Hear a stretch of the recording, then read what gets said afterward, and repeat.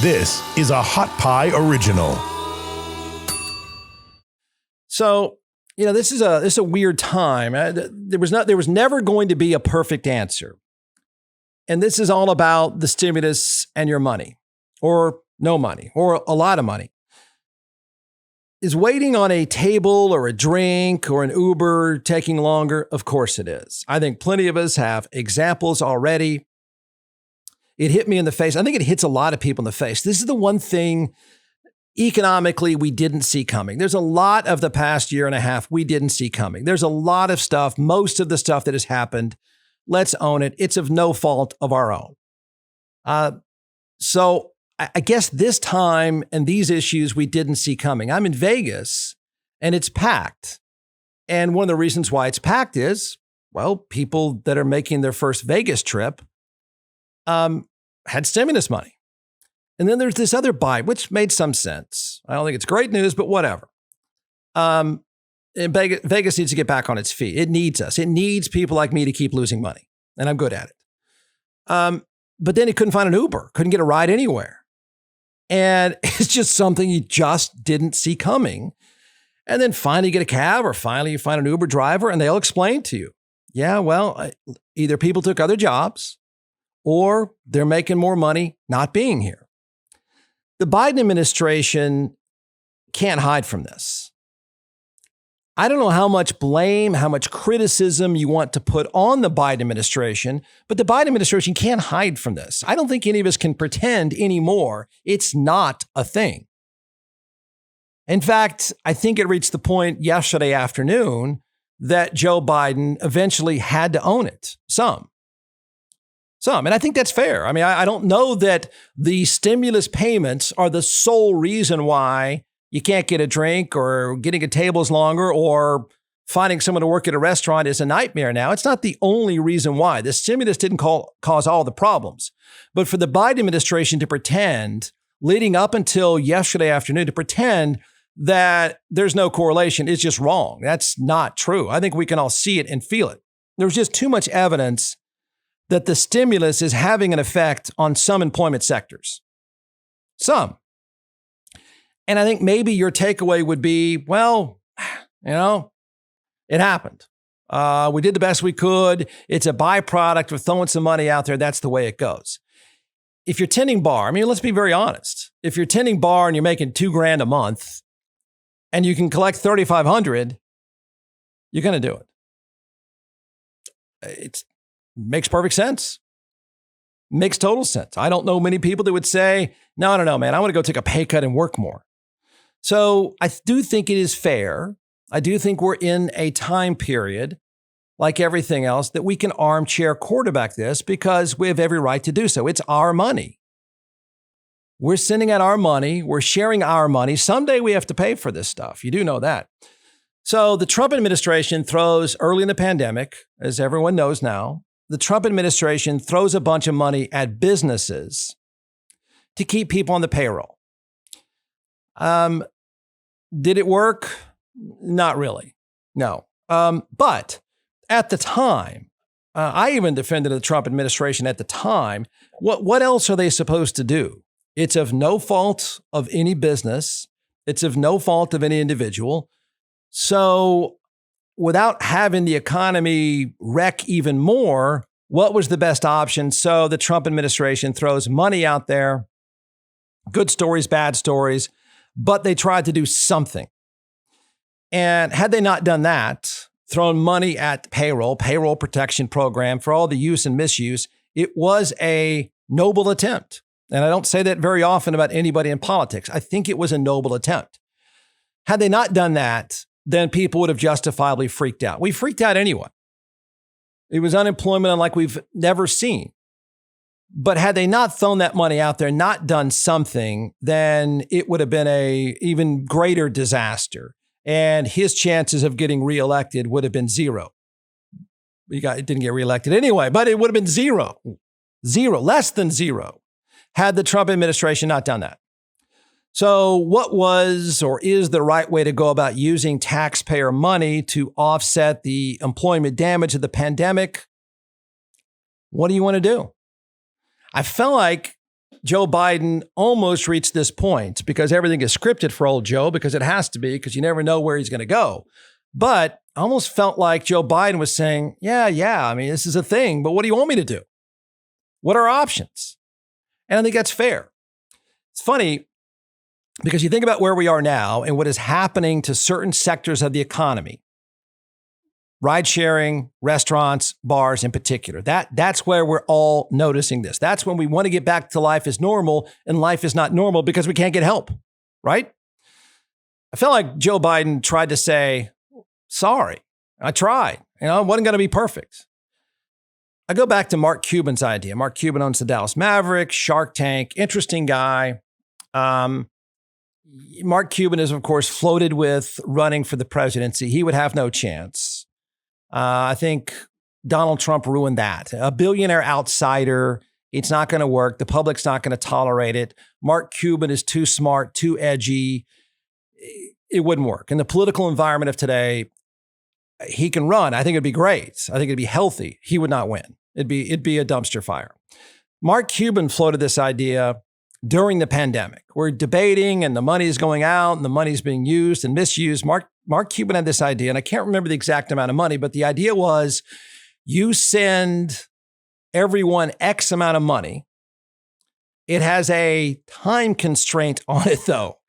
And in hindsight, maybe this isn't such a bad idea. So the thinking was you would be sent this sum of money, this lump sum of money. You have a certain period of time to spend it, or it comes back. Now, I don't know how they suck it back out of your account. I'm pretty sure people would have taken that money, cashed out. Like if you look on your account and it says tomorrow at midnight, it's going to be sucked out, that money would be under your pillow in a heartbeat, and you know it.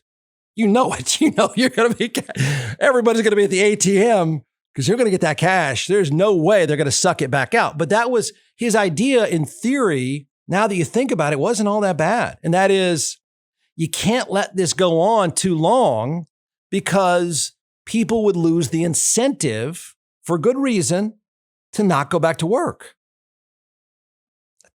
Now, his idea may seem crazy, but the strategy or the execution would end up being crazy. The strategy behind it wasn't so off. So at the time, I thought that was a crazy idea, but I now think sort of what his logic was, we're now living it out in real time. So the administration tried to say for a while, oh, the stimulus is not keeping people out of restaurants, not customers, employees. We now know that's not true. I argued all along, and I don't know what the right answer is, because some people would say, like the Biden administration and the Trump administration, send the money out, whatever happens, happens.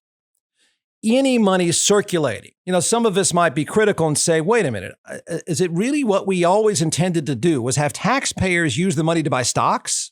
Really? With taxpayer money?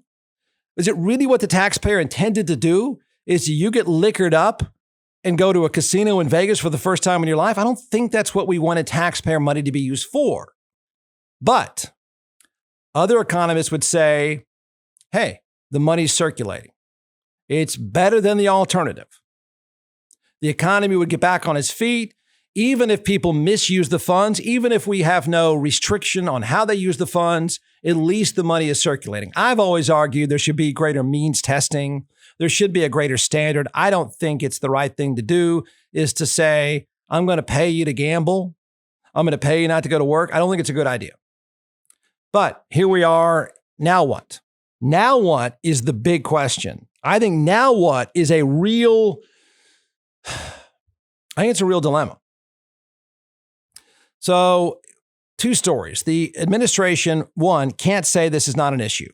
Here are 2 separate stories. And again, there's anecdotal evidence everyone watching and listening can appreciate.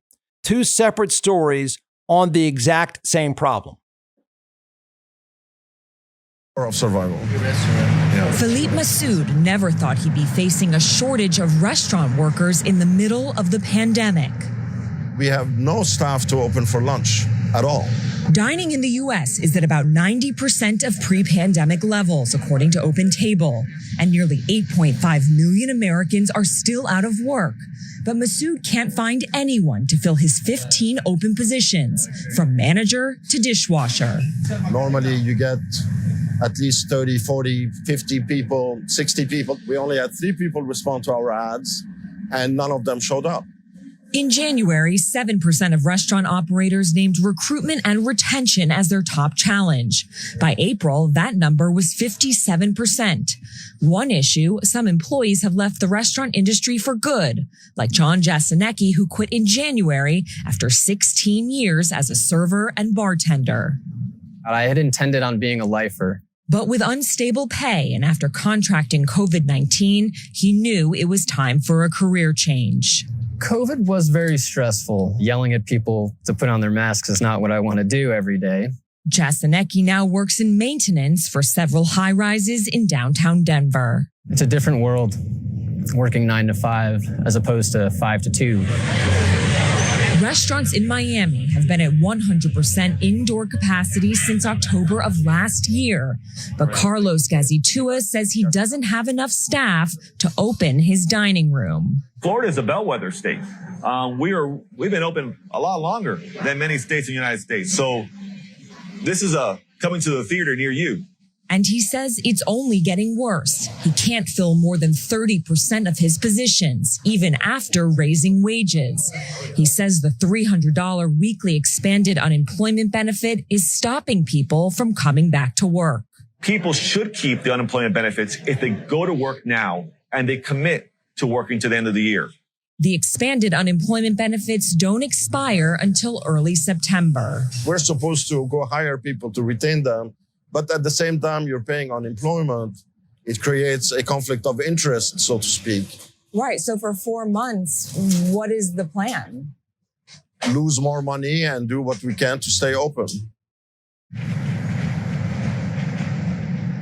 Now, those 2 restaurant owners you just heard from told me they've done something in their careers that they've never had to do before. They both just purchased robots to work at their restaurants because they can't find enough humans to do it. So the robot in New York will be making salads. The robot in Miami will be serving tables and bussing tables. So, Brianna, the thought that robots are serving our meals in the distant future is actually more of a reality right now if we can't solve this labor shortage within the restaurant industry. Hey, I'm here with John McClellan, the creator and founder of ATX Hot Sauce. And when I say that you started this, maybe not screwing around in your kitchen, but maybe not that far removed from screwing around in your kitchen. So talk about the creation, the process, the dream that came out of the pandemic. It's from Austin. From Texas. There's not a lot of hot sauces out there that are actually from here. There's a few great ones too. But, Frank's and Tabasco and some of these other ones, I want something that's Texan like me. It's different. And I think that's what Texas is a little bit about. That's what Austin's about. So that flavor first without the vinegar, and then going into the heat after that, but not a blow your head off heat. If you notice, a lot of the hot sauces out there that you see are like Da Bomb or Death's Door, right? Yeah. And they're just supposed to blow your head off when you do it, when you taste it. Well, that's not the kind of hot sauce that I'm making. I'm making a hot sauce for the everyday person, for the condiment for every single day. And that's why the flavor first, heat second is so important, that you get those flavors, the nuances, whatever food that you're making. All right, order a box now. It's atxhotsauce.com, atxhotsauce.com. Wait a second. I'm not having a robot make my salad. Can we be clear about that right away? There is so many, there's so many moving parts to the economic fallout post-pandemic.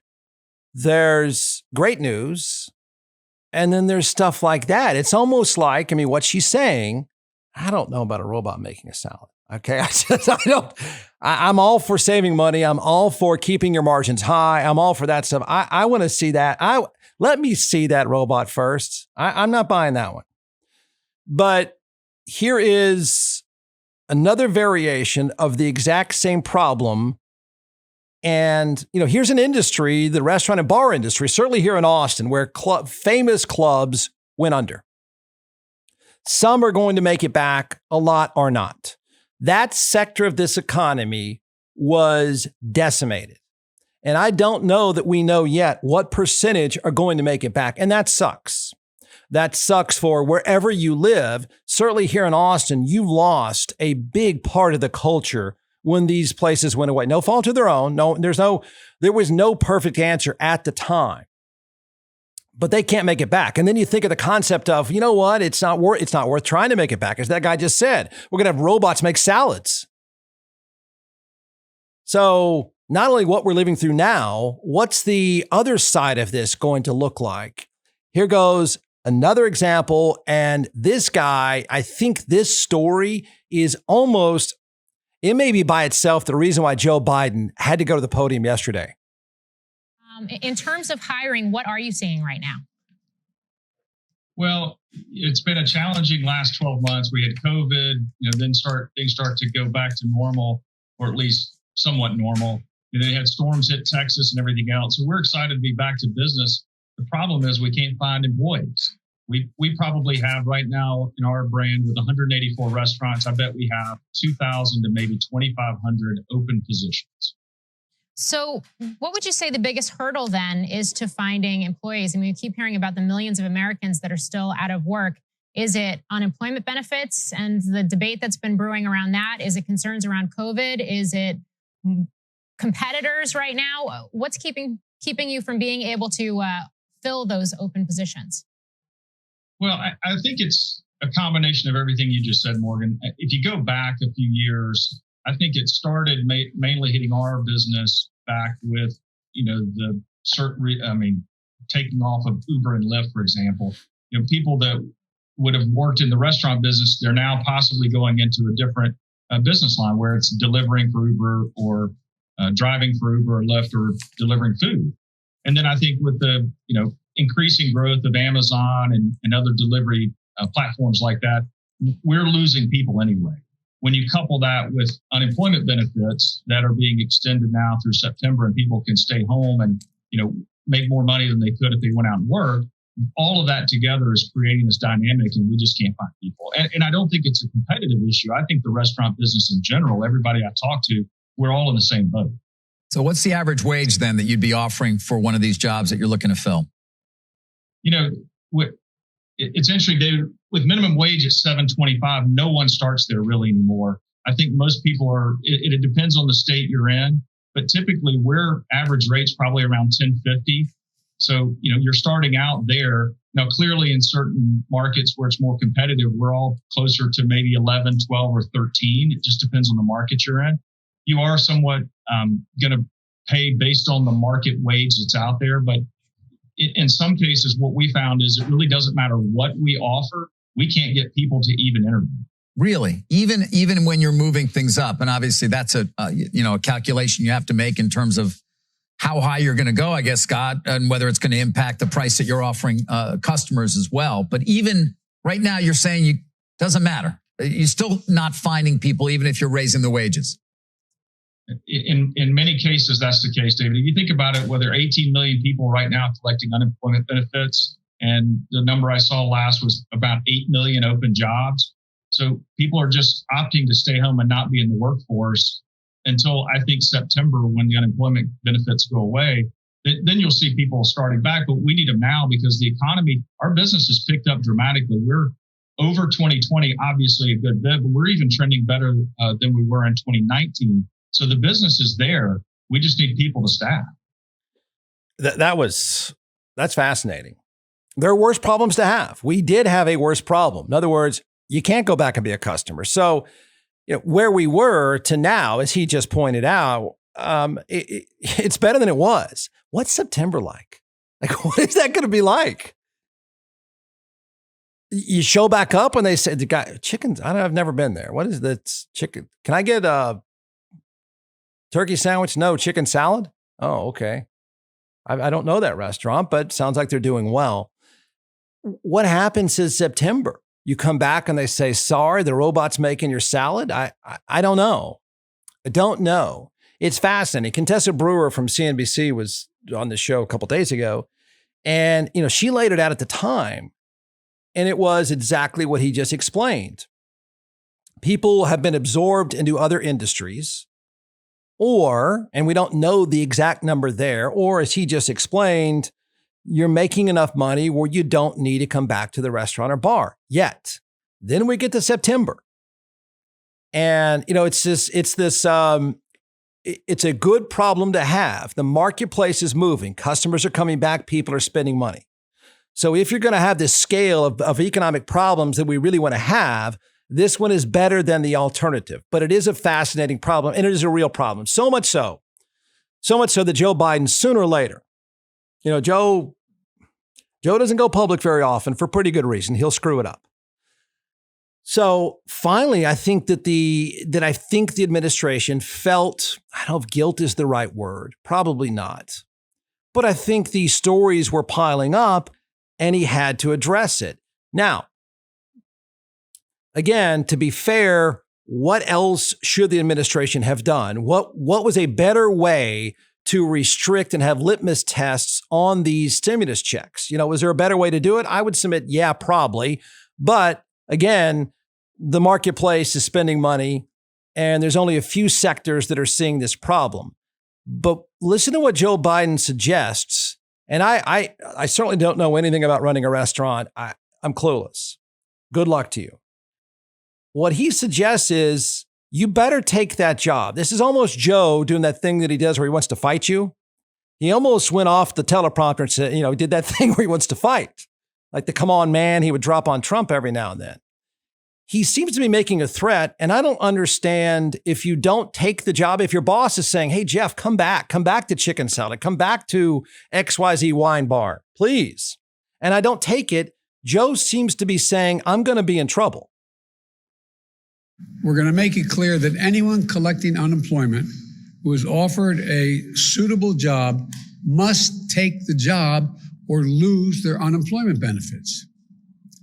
There are a few COVID-19 related exceptions so that people aren't forced to choose between their basic safety and a paycheck. But otherwise, that's the law. I know there's been a lot of discussion since Friday's report, that people are being paid to stay home rather than go to work. Well, we don't see much evidence of that. I think the people who claim Americans won't work, even if they find a good and fair opportunity, underestimate the American people. So we'll insist that the law is followed with respect to benefits, but we're not going to turn our backs on our fellow Americans. 22 million people lost their jobs in this pandemic through no fault of their own. They lost their jobs to a virus and to a government that bungled its response to the crisis and failed to protect them. We still have 8 million fewer jobs than we did when the pandemic started. And for many of those folks, unemployment benefits are a lifeline. No one should be allowed to game the system. And we'll insist the law is followed, but let's not take our eye off the ball.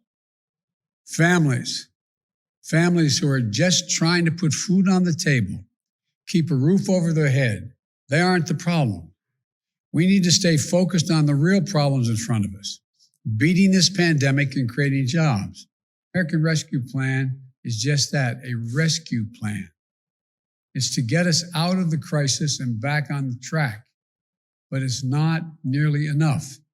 That's why we need the American Jobs Plan, which is an 8-year investment strategy to make sure working people of this country get to share in the benefits of a rising economy and to put us in a position to win the competition with China and the rest of the world. Joe. I'm going to sleep.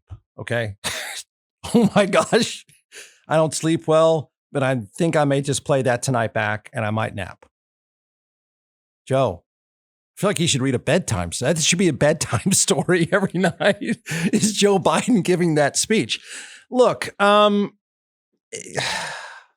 yeah, sort of. No, Joe, no. No, I don't think that's all true. I don't blame you for saying that. And I think there's probably contained in that message, slow message. Sleep, America. But contained in there is a pretty nice attempt.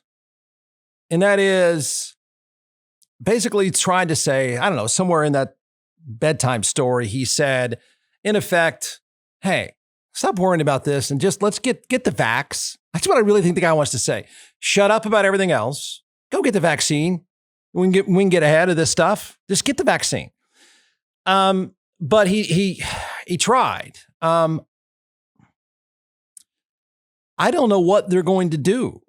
I mean, what a difficult spot. I don't think the government, and if somebody has a story, let's hear it. But I don't think the Biden administration, one, I don't know how they're going to crack down on your boss calling saying, boy, we sure like to have you back to 10 bar, Jeff. And I'd say, I'll talk to you in September. Is Joe going to come tase me and get me out of my house? What are you going to do?